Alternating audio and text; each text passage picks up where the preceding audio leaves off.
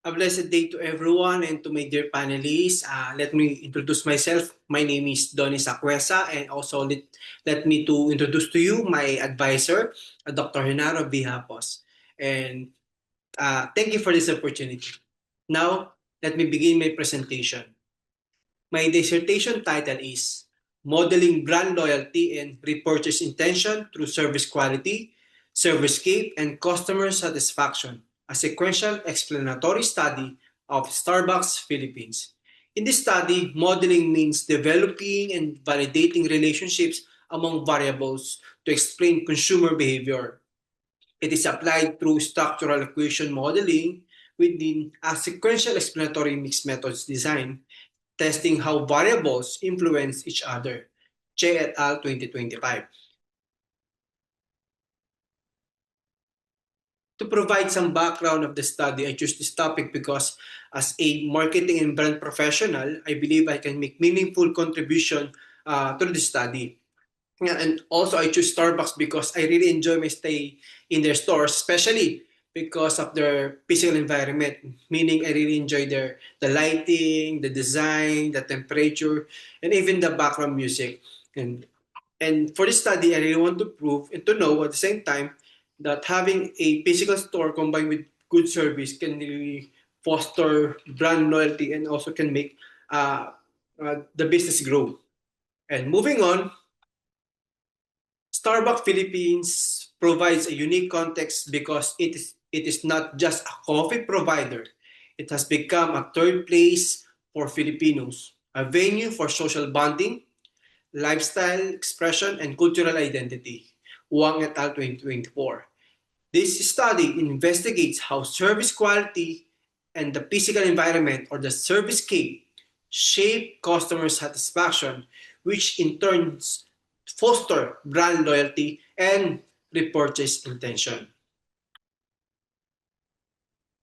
The coffee house sector illustrates this concept well, and the Starbucks, a leading global coffee chain, has shown how aligning brand experience, sustainability, and local culture can drive loyalty. In emerging markets like the Philippines, Starbucks has expanded significantly by weaving Filipino cultural values of warm hospitality and social connection into its experience design by Kwek et al. 2023. For the research gap, I have three research gaps. First, methodological gap, theoretical gap, and practical gap. Let's begin with the methodological gap.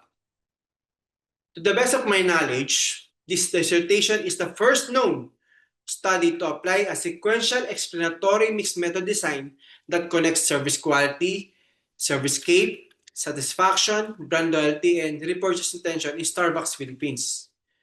Second, for the theoretical gap, this study addresses a significant gap in the literature by being the first to merge the ServQual and SOR frameworks within a sequential explanatory mixed method design in the Philippine coffee house industry, and also to be the first in the Starbucks global context to integrate ServQual and SOR. And for the practical gap, this is the first academic study that linked the practices which includes SDG alignment to brand loyalty and repurchase tension through a mixed method lens. And also it leaves a gap of cultural values for Starbucks Philippines.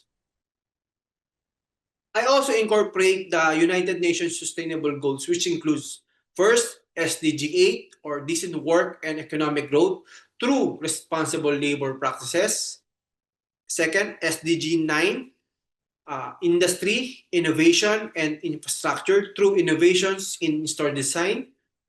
Third, SDG 12, responsible consumption and production through waste reduction and reusable packaging system. These SDGs are relevant because Starbucks integrates sustainability into its operations and environmental responsibility, which may influence customer loyalty. From United Nations 2023. I have 5 key variables for this study. First, service quality or the SQ, physical environment or the PE, customer satisfaction or the CS, and brand loyalty or the BL, and repurchase intention, or the RI. Let's quickly define these variables. When we say service quality, it is how customers evaluate the overall performance of a service provider, whether it is good or lacking. For the physical environment, it's also called the servicescape or the store atmosphere. Describes the aesthetic and sensory elements of a retail space.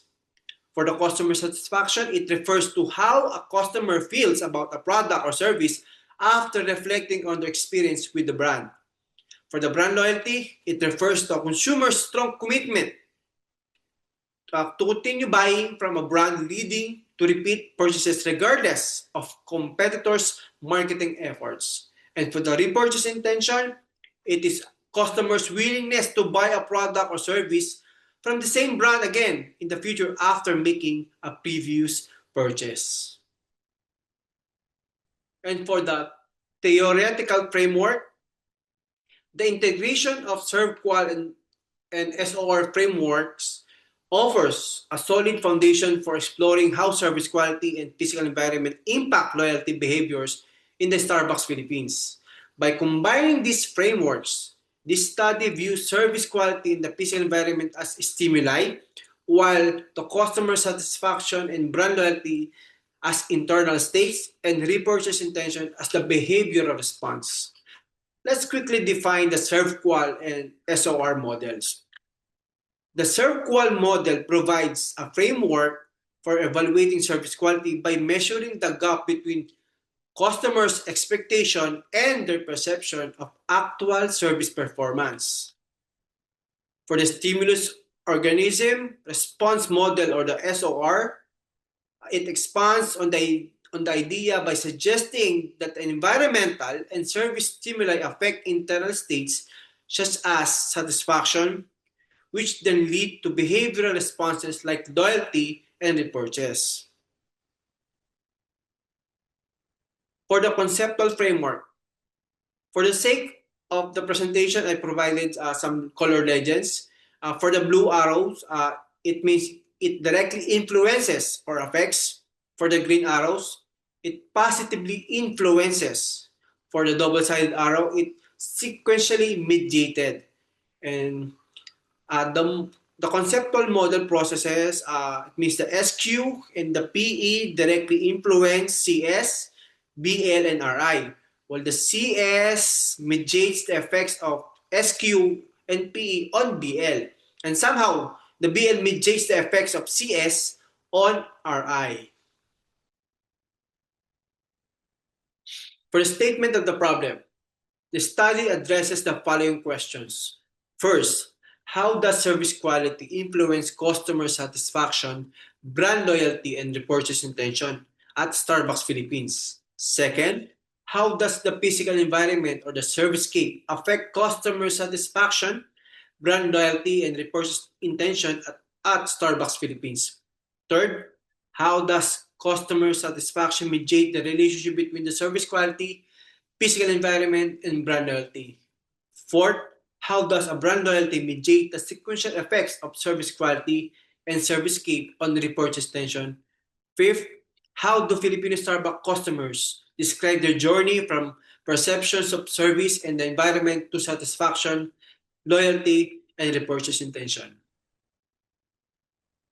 For the hypotheses and propositions, for this study, I formulated 10 hypotheses for the quantitative phase based on the relationship among all the variables, as well as 10 propositions derived from the hypothesis for the qualitative phase. And for the scope and limitations of the study, the study focuses on the Starbucks branches in the Philippines. It uses also a sequential explanatory mixed methods design. And again, for the key constructs, I have the SQ, PE, CS, BL, and RI.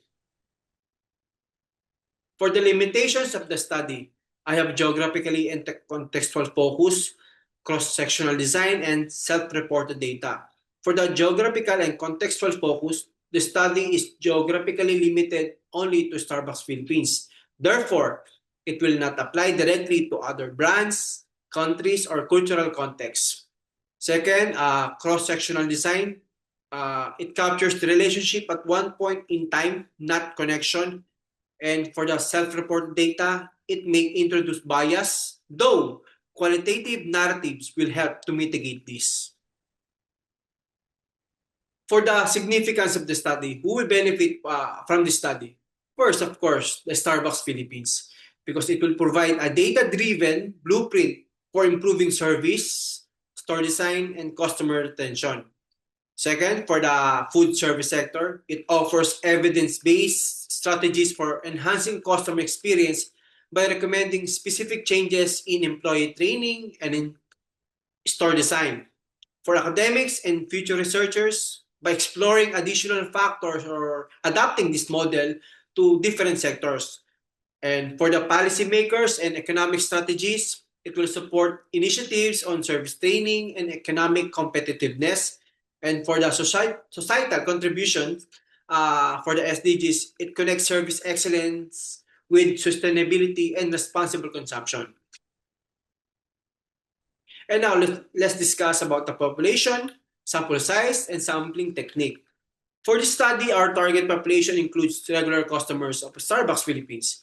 This group is crucial because their ongoing interactions with the brand provide us valuable insights with the key variables of the study.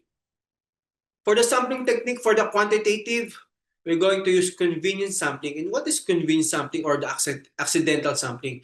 It is a non-probability technique where researchers choose participants based on their accessibility, availability, and willingness to join. And for the qualitative sampling, we're going to use purposeful sampling for the FGD and FI. It will be focused on the frequent patrons and participants who can offer deeper insights on loyalty formation and a diverse backgrounds and varying loyalty levels. For the sample size, for the quantitative piece, our target is at least 250 respondents because it supports and provides sufficient statistical power for PLSM analysis and also in balancing validity with feasibility. For the quantitative piece, we're going to use at least 10 to 15 participants because it is also suitable to reach the thematic saturation. It is to balance diversity of perspectives in analysis. This range ensures rich contextual narratives without overwhelming the researcher. And for the respondents and participants, the population consists of Starbucks customer in the Philippines. A convenient sample of survey respondents will be gathered online, followed by selected participants for interviews. Of course, we'll be having working professionals, young adult consumers, current Starbucks customers, of course, frequent Starbucks patrons. And for the research instrument, for the quantitative page, we're going to use survey questionnaire. And what is survey questionnaire? This is a structured, self-administered, designed to measure all the key variables. And all items will be rated on a 5-point Likert scale from strongly disagree to strongly agree. And for the qualitative page, semi-structured interview guide questions for the FGD and FIs. And FGDs and FIs are qualitative methods that provide contextual insights.